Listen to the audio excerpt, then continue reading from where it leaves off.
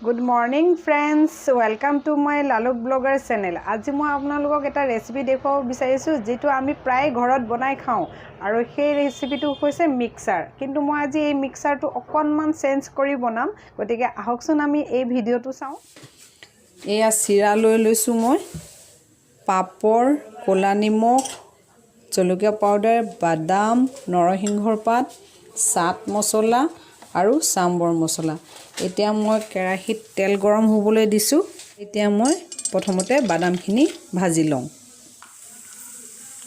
খিনি নিছনাকে মই ঠিক তেনেকে নৰসিংহ পাতখিনিও এয়া ভাজি ললো ঠিক তেনে ধৰে মই এতিয়া এয়া চিৰাখিনিও ভাজি লম কো মই পাপৰখিনি ঠিক তেনে ধৰণে ভাজি লম বস্তুখিনি ভাজি হৈ গল প্ৰথমতে মই এটা চৰিয়াত এই ভজা চিৰাখিনি দি দিম এয়া মই নৰসিংহ পাতখিনি অকমান মুহাৰি দিছো এয়া ভাজি থোৱা বাদামখিনি দি দিছো আৰু এয়া পাপৰখিনি মই এনেকৈ ভাঙি দিছো এতিয়া মই চাট মছলা দিম কোলা নিমখ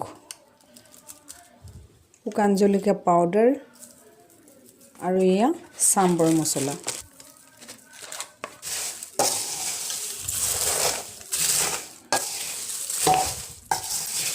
মোৰ এই মিক্সাৰখিনি ৰেডি হৈ গল আৰু মই সাৰ্ভিং বাটিত সাৰ্ভ কৰি দেখুৱাইছো আপোনালোকক